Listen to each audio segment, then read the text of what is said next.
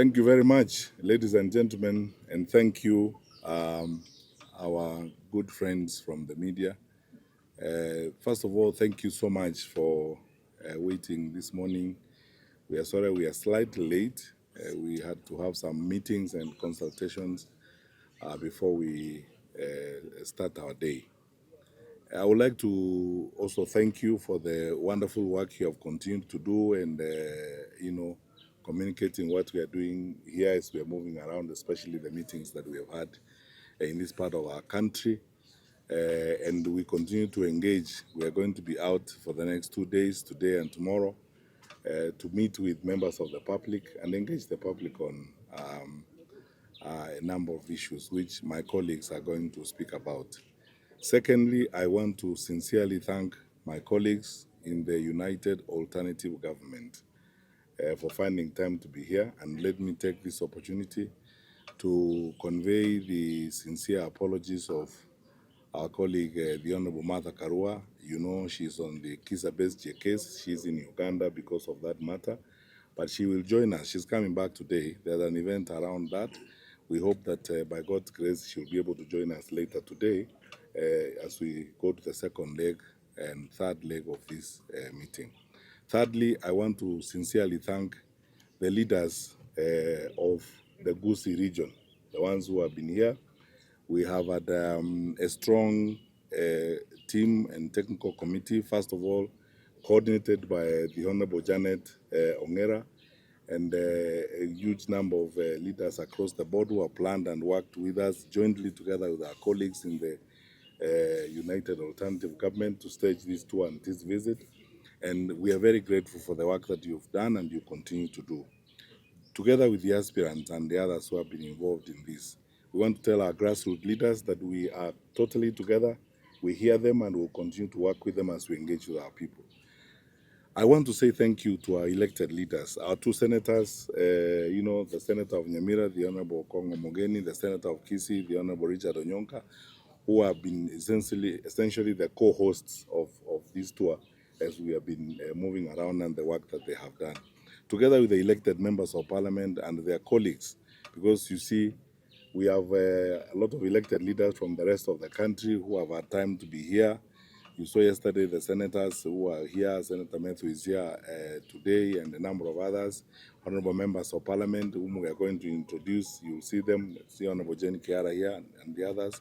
We are very grateful that you have found time to be with us as we moved around and as we are engaging the people of this part of our country. I'm grateful to the party leaders. All our parties are in the United Alternative Government. We have national officials of the DCP, we have national officials of Jubilee, we have national officials of WIPA, national officials of PLP, and we have national officials of PNU and many other parties that are here, the party leaders of PDP and the party leaders of Kenya Social Congress. We have national officials of DP who are, and then DAPK, sorry, who are here. I'm sorry, Mheshimiwa, I forgot. We have had national officials of DAPK who are here, who have been with us.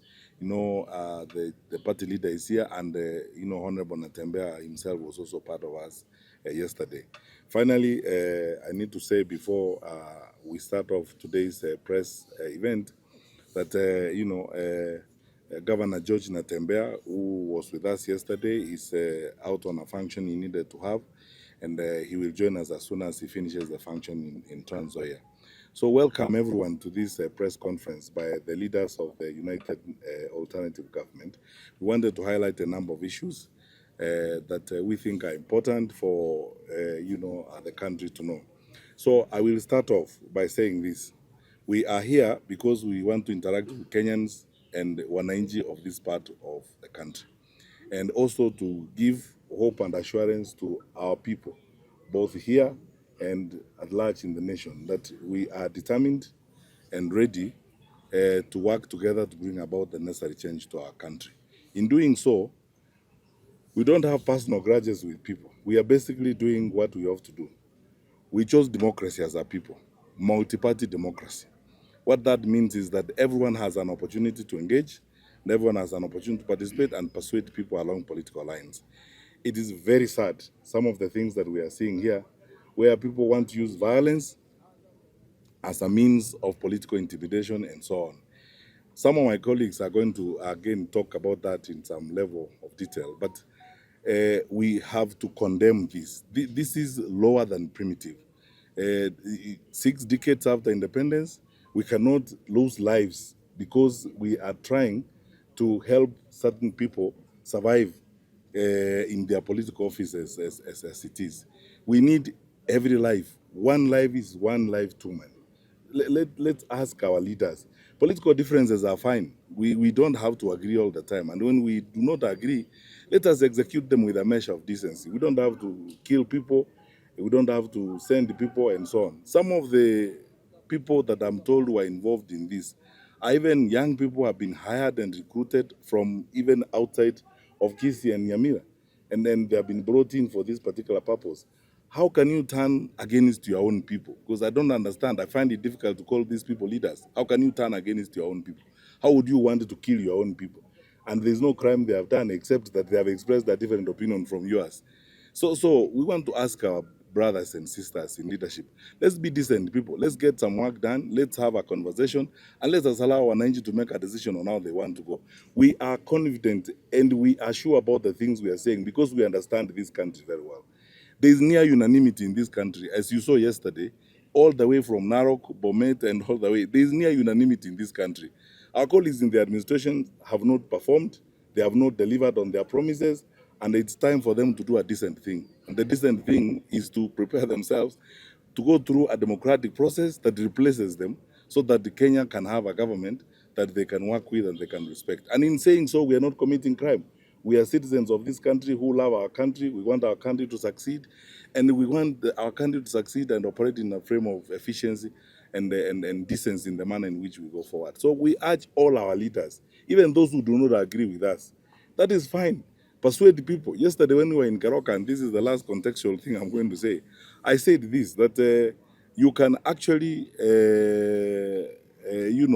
even come here and live here.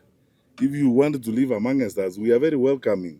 You can come and live here. And if I may say something small for the local vernacular stations, umugambi bw'ensi n'abasani baye nabwato busibole gocha agorobole moiga gache nyombaga ara arororo amenyo ara gerega akira lituko ara onyore getande sakorara era tarega jijiru chitakwa n'abantu baito nyagatagete. That is it. Ekekugera onde tayo togokani no n'abantu bae ba UDA kumuranye nyomutagete gocha komenya gusi nunchi momenyega numugambe n'abantu baito ngora lakini mubaza goita abantu baito goita abantu baito yero is not acceptable. Nakumukia abana b'abantu obatumenga bachiko salime sangikano y'abantu elinde bachiko itwororo ekine ngento tanyali goitabera no yasini nenda abantu baito bagusinto tagitigenteke nende buno togokwana sabara ina abantu bande ayana mangana mabeto tata to deal with tikatolemereranie tokole siasa no boronge no buya namasikani buno tokogendera kuchibosio nechikora n'abantu babwate tali omuntu obwate tokwana n'abantu abangora namasikani and then togendera kuchibosio lakini gochiko salime sangikano y'abantu nende tigante bya abana ba minto bali n'abantu abakugamba tata ngainia ngainia tumiyo bongo bwa ngainia engi yajite katenari kabwati sanduku kuchiembera imekabekera nguno mora maraba tako teneneze bendore serikali enoroche zeroji tako ngainia. That's what I'm telling you. Ngainia aya bantu bakotomochi kotoma abantu ba minto chekuita bantu baino abumbali bantu bengenjo nje message yane sabana ba minto na ina bana ba minto na inde to banjete titoliko barama na keko rande moko rande liko ramonde iko to banjete na bana ba minto bale to ko basikeze gazi bakora na bombaka bwati zaba bujabo cyo kole binde bakora lakini ngo basarora kamuranje ngainia ya tule karuo ya oso no tali boygo na berigo ya tule karuo ya saba siseni na inda bantu ba minto bagusi nkwane iga abakizangia abana batari na abakire mbuya mono esa masikani mu atorokiri no bwanja niyo bonene abana ba minto marasobora ebonzi seneta n'abachumbe na barimo kurige birogo twanja nengenje kabireye togendie kuziye itoiga nyasaye na batagire tora abantu baitengenje kabiri ngamneye no morembe tali uko nakobeta nebitengenje na ine ndo basanya kora maramana tokoro morembe tokora masikani tobeka baguziba itobonzi piamo nende nkwane ngento kibo bizi gojiganda me ozini nkwane rugerio ndata igo egente tokolikie abagusito ikere ga ali esa abantu bande bale tonyore njira eso gokwanyira abantu baito Gotokorigie njira yo gwikari tonyorie njira yo gokonyera abantu baitu.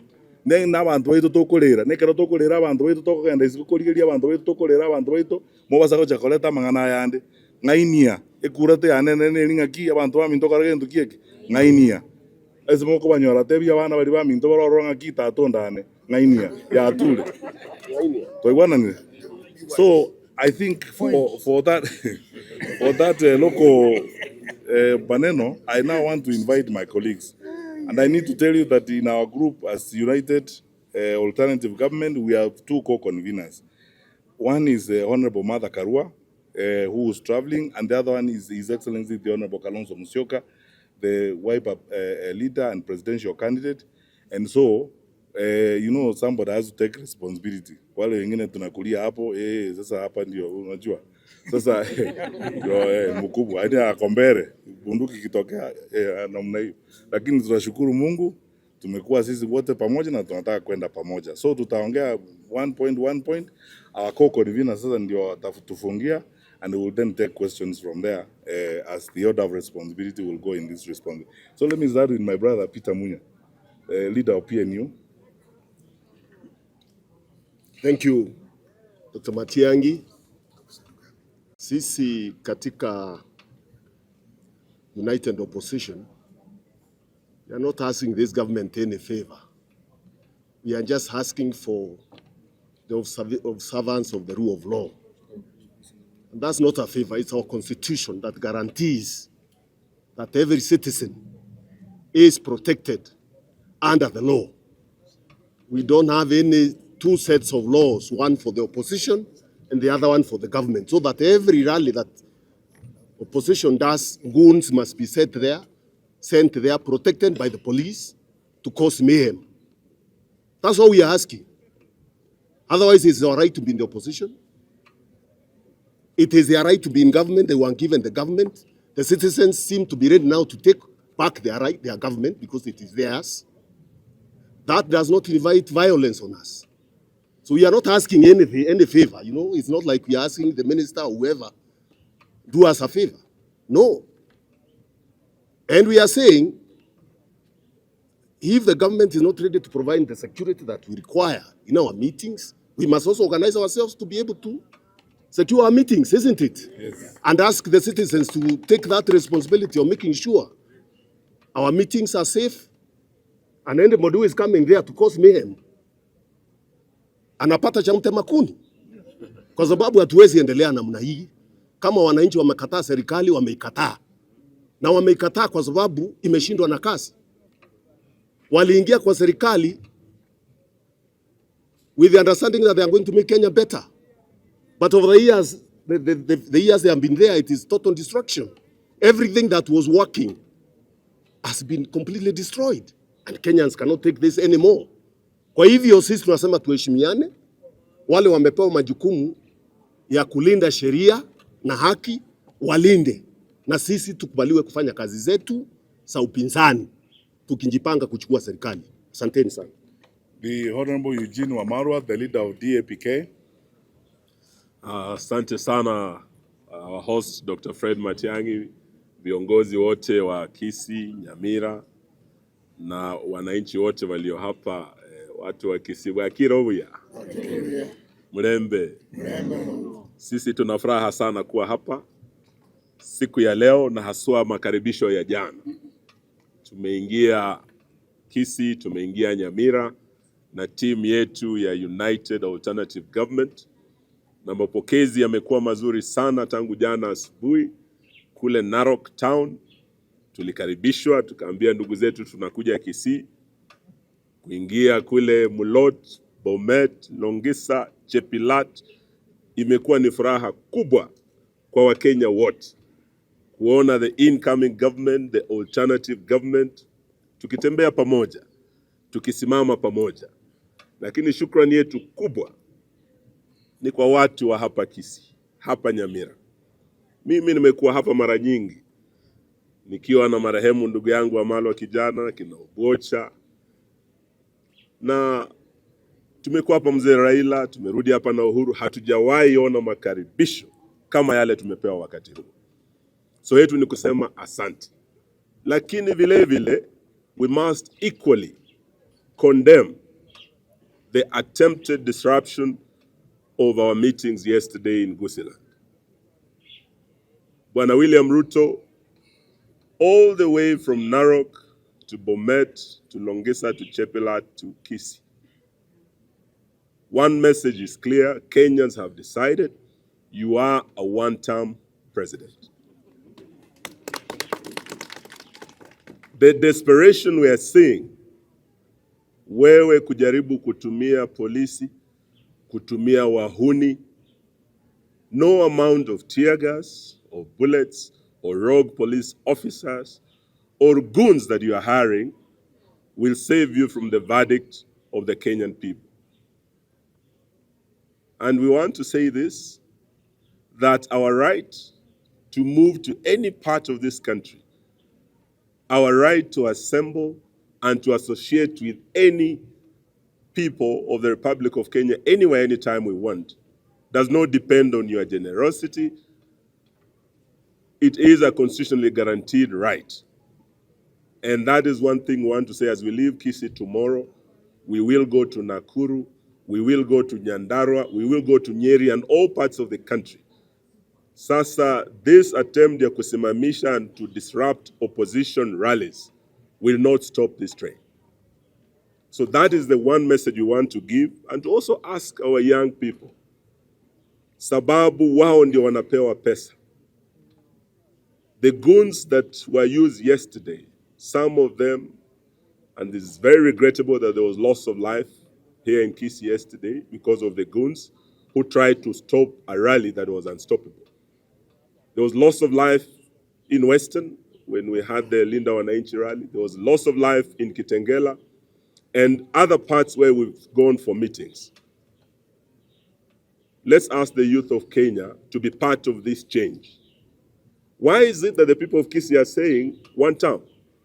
All the promises William Ruto made here, right from the dams. I was Minister for Water, Bunyonyo Dam, Magwagwa Dam, nothing has been done to complete these dams that will transform this region and ensure that the water issues, food production issues, food security issues are sorted out, have not been done.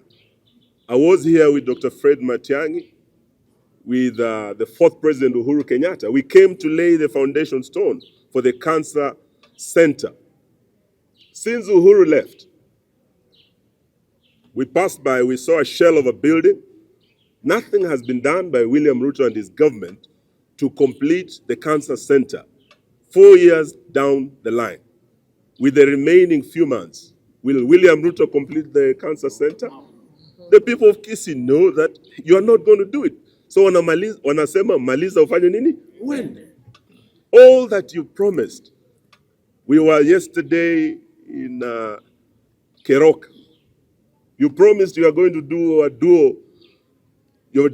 all this road from KISII town, which is very congested, into Keroka. Has it been done? No. Will it be done in the next few months? No. So this is why they were saying, maliza ufanye nini? When? So we want to say today that we will go to Nyamira and other parts to speak to the people of KISII, and we're asking you, ndugu zetu, tuungane, tutembee pamoja. Jana umetupa kiongozi shupavu Dr. Fred Matiang'i, tunaomba nyote msimame nyuma yake, tushikane pamoja, bega kwa bega, tutembee pamoja, tumtoe huyu bwana Kasongo. KISII kidogo abana banyasaye. Asanteni kutupa umugambo muya. Dr. Fred Okengo Matiang'i. Umugambo muya okureta ebikuri. Okureta esibitari. Kureta maendeleo. Kinu umugambo muya muno okureta omurembe. Na sisi tunataka tufanye siasa ya amani. Hata bwana Zakayo akijaribu kuleta vurugu, kumwaga damu ya Gen Z vijana wetu na kufanya yale maovu anayofanya, sisi tushikane bega kwa bega tumtoe. Asanteni, Mungu awabariki. I didn't know I'll speak here. No, I'm a bit shy with the cameras. We are indeed very happy for the very warm welcome. And the momentum that has started in the KISII nation is unstoppable. What I saw yesterday, I've been around for a while. I've participated in every succession. From 1992, from single-party state to multi-party democracy. I've been around all these successions, and I know the signs. I've never been on the losing side, never. So the side you see me on is the winning side. And the momentum of 2027 exceeds the 202 movement. This is a wave that is unstoppable. And when I say we are cousins, it's true because as Dr. Fred Matiang'i spoke in KISII, I hear. I agree with you, my cousin. A fly has no brain. Inafuata jeneza, ikifika pale inaona mchanga utawekwa, inafanya nini? Sasa wale viongozi wa KISII wanafuata na naenda kuzikwa, shauri yenu. Let me say that William Ruto has panicked, and the police are crying to us. 98% of members of the National Police Service don't agree that they should break the law. They believe their work is to maintain law and order, and they are feeling very intimidated when they are being forced to commit crimes when their work is to stop crimes. They are feeling very intimidated when they are being forced to work with the goons when they are supposed to work against the goons. They are telling us that CS Kipchumba Murkomen and PS Raymond Omolo is putting them under intense pressure to work with goons, to defend goons, and to allow goons to disrupt our meetings. I want to thank our police officers who are very patriotic officers and assure them that the darkest hour is just before dawn. There will be a new beginning next year. Please continue resisting pressure from Murkomen and Omolo to break the law. Yesterday, the police here in KISII land were under a lot of pressure from Murkomen and Omolo to allow goons to disrupt our meetings, and the police are resisting. In Nakuru, the police are under a lot of pressure from CS Murkomen to work with the goons to disrupt our meetings on Friday and Saturday, and the police are saying no. I want to tell Murkomen and William Ruto, you don't have enough ammunition to kill 50 million Kenyans. I want to tell William Ruto, you came to power through a popular vote. Somehow along the line, you seem to have changed your mind that you can get back to power through guns, bullets, tear gas, and goons. It has never worked anywhere, not just in Africa, but in the world. The more you disrupt our meetings, the more you kill people, the more you beat elected leaders, the more popular the movement becomes. And I don't know, William Ruto seems to have forgotten. When he was attacked at a church in Keno in early 2022, his politics took a different turn. And the people decided to elect him as president because they didn't want attacks in a house of worship. But after getting to State House, he seems to have forgotten that police action cannot sort out politics. So we want to say, Murkomen, please let the police do their work. We had an attack in ACK with Tima Church in Othaya. The file is ready. 12 officers have been identified with evidence, and CS Murkomen is refusing the police to hand over the file to DPP for them to be prosecuted. The only good thing is that the criminal activities have no time limit. That file is ready. Those officers must know that when a new president is sworn in, 10 hours after, they will be arrested and taken to court. Yeah?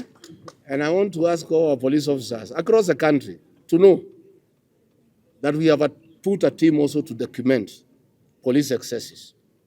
Where leaders are attacked by goons, with police participation, we are documenting on the county commander who is there, the OCSs who are there, the DCIO who is there, and we are keeping that record. And all of you will face the law. I want to appeal to the police officers. We are also fighting for their rights. They are also under intense pressure. Their insurance scheme has been buggered. They are crying like all other Kenyans. Their payslips have been raided. Among the people we are fighting for, our police officers. Please don't allow yourself to be misused and break the law, because when the time comes, you'll be on your own. Our officers must be guided by 4 documents as they perform their duties. The 2010 Constitution, number 2, the Penal Code, Cap 63, number 3, the Criminal Procedure Code, Cap 75, number 4, the Evidence Act, Cap 80. With those 4 documents, our police officers will be safe. But if you allow Mukomen to misuse you and Omolo, next year they'll be out of government. You'll be held accountable for the excesses of officers under you, and you'll be held accountable, and you'll be taken to court. And that is the truth. We have a very serious team now documenting all police excesses across the country. Anytime there is an incident, all the details of all the officers in that police station and their commanders, we are documenting that. And we are keeping that for that day. So please, our police officer, I understand. I know you are under a lot of pressure. Most of you have actually refused to succumb to pressure. The few who are succumbing to pressure, please don't. Be guided by those 4 documents in the discharge of your duties. Finally, as the Honorable Peter Munya has said, I have seen them trying to create AI images that he was meeting Ruto last night. Ruto is in Nairobi. Munya was here in KISII. By the time we left the stadium, the picture was coming 5 minutes after. I don't know this Kasongo, what kind of movement he has. Desperation. It's desperation. Desperation. You know, they are desperate people. You know, they are creating AI caricatures because they are unhappy that Peter Munya is here with us. And please don't fall to this propaganda, it will not help us. But as Honorable Peter Munya has said, if the police refuse to protect wananchi, the country can easily slide into anarchy because people will defend themselves. It's in the law. Self-defense is allowed. And I think the rest of Kenyans have seen the people of Keroka and KISII. They don't allow anybody to disrupt their meetings. So the rest of Kenya, how you have seen, you must go the KISII way. You know, don't allow people, you know, goons. If police don't want to do their work, the people have to defend their meetings because it's a constitutional right for people to hold meetings.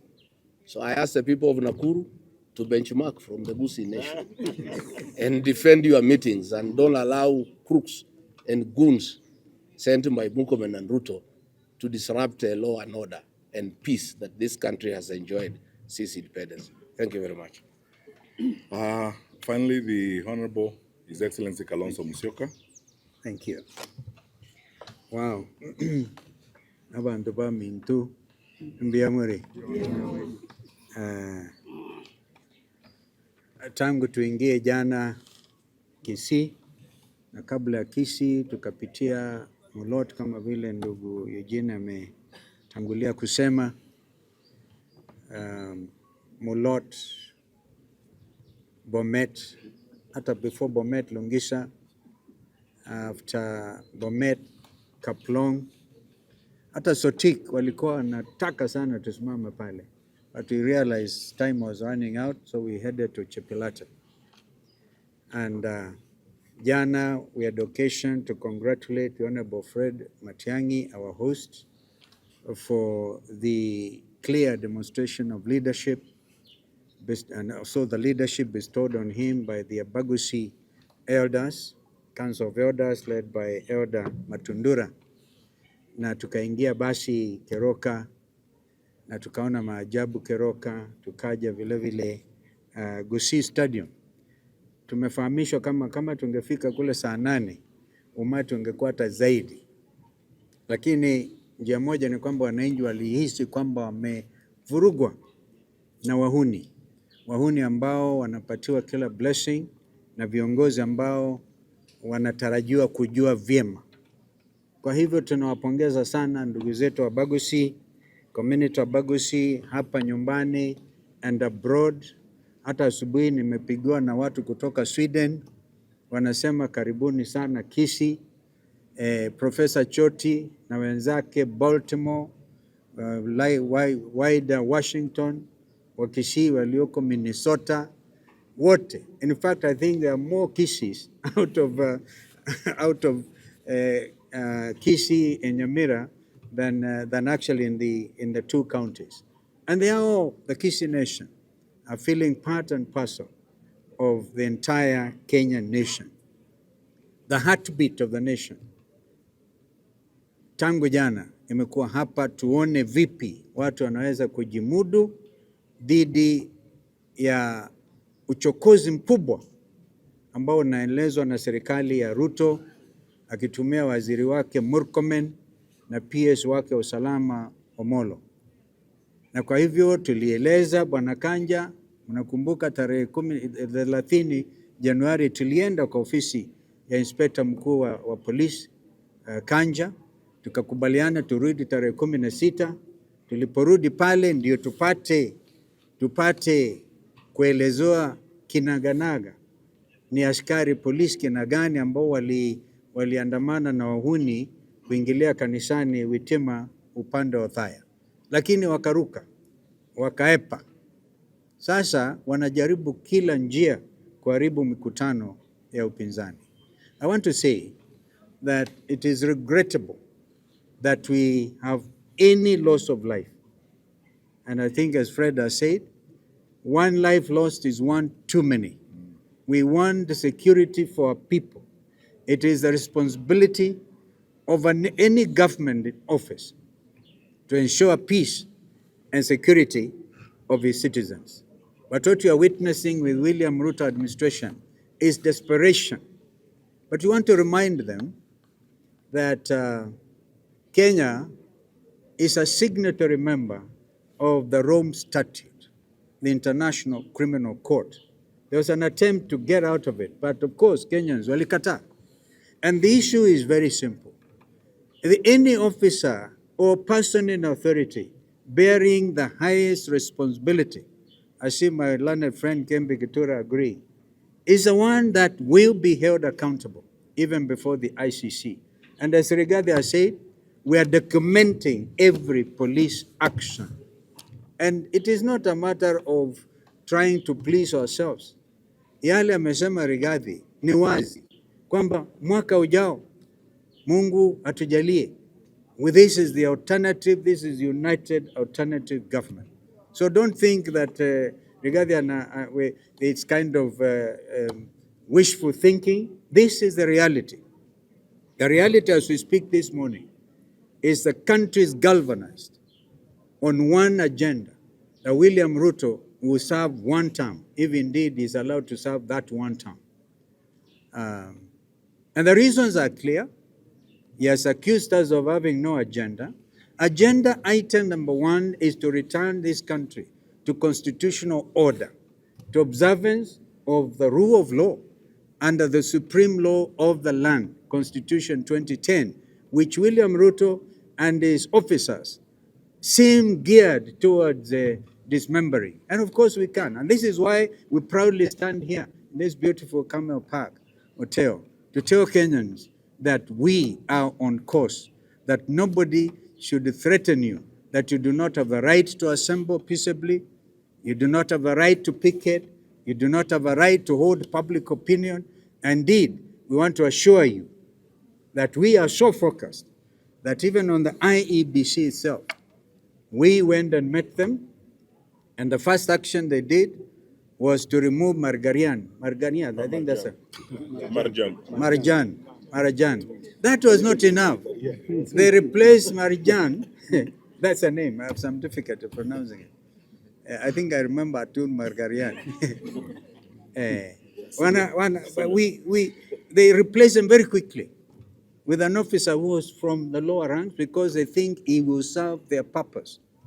We are saying that there must be proper advertisement for the next CEO of IEBC so that we will all, Kenyans will know if justice has been served in the appointment, the recruitment appointment of the next CEO, which should be immediate because elections are next year. So it is not that Sunkuli is going to sit there We have a lot of information of what Sonkuli did in 2022 wakati wa viparanga vya computer na vitu kama hivi. So that is one point. The other point is today we are going to talk to the country. Abagusi wameongea jana. They have given us our brother Fred Matiang'i tuende tuunde serikali. And of course, we are moving forward very strongly with our young people. We will not rest until justice is served on the cases, the 70 plus Kenyans who lost their lives because of the 2024 Gen Z revolt. We will never rest until we see justice being served on the 70 others or thereabouts who will suffer a similar fate in 2023, wakati hata baba alikuwa hai. We are nearly killed along with them. Mnakumbuka in 2024 alisema baba kaa nyuma, hii kazi tutamaliza. And today justice are not being served. There was even the so-called 10-point agenda that Raila and Uhuru, and Ruto had agreed on, which should be by the end of March, by this March, in the next 1 week, and nothing has happened. And even if they were to think of compensating the lives of those young people, how about the many business people who suffered great loss in Nairobi Central Business? Now again, the same goons walikuja wakatumiwa na police. So Kenya National Human Rights Commission, I think, is now properly seized with all of this. As a united alternative government, we are working with every human rights organization to make sure that justice is served. Hayo tutaongea juu ya hayo, tutaongea tukienda mbele, na pia tutasema hatutaruhusu Ruto auze kila shirika la umma. Yesterday I was in court myself. We were there with Eugene Wamala when we stopped him when he was trying to sell off JKI and Ketraco. Akaondoa shingo upande. We have seen him announce that he's going to do another deal over JKI. It cannot work without proper constitutional approach on how you deal with these things. We know that Vodafone is a very reputable British organization, but they also know that if they are dealing with a rogue administration, which is trying to dispossess Kenyans of their birthright, the most profitable public company in Kenya is Safaricom and their M-Pesa applications. The amount of transactions that happen over M-Pesa hata inazidi yale ambayo ilikuwa ikifanyika na Western Union na KISII in the diaspora. So we are going to engage him at every step of the way. But the most important thing, we have come to demonstrate our unity of purpose, and we want to thank the Abagusi people. Nyasaye, amulini. And you know, feel the humidity, but let's go. Yes, sir. Yes. I'm standing on from Standard, and my question is, Kenyans are waiting for the unveiling of the opposition's flag bearer. How long will they be waiting? For how long Secret will they be waiting? And another question is, the ODM renegade led by Sifuna and his colleagues, what are you doing in terms of reaching out to them, because you mentioned it yesterday? Okay, there are questions I would defer to my other colleagues to respond to if need be, but the question of naming of a flag bearer, I think the matter has been addressed several times. We are discussing amongst ourselves, we are building alliances, we are aligning ourselves. It is not going to be a secret affair. When that time comes, it will be known to you and to everybody because it's in the best interest of the country. So why would we want to spend our precious time of engaging with our people in KISII here discussing about the candidate at this point in time? I think you are putting the cart before the horse. And you know, our leaders, our two co-conveners, the Honorable Kalonzo Musyoka and the Honorable Martha Karua, have always said that we are open for business 24/7. We work with everybody and like-minded people who want this country to advance, and we will work with all like-minded people to ensure that our country advances. The business of this group is fixing our nation. That is our business. And those who want to fix the nation are our allies, definitely, wherever they are. Thank you. Next. Asante sana. Thank you. Mimi nafikiri mumetosheka na sisi. Twende barabara.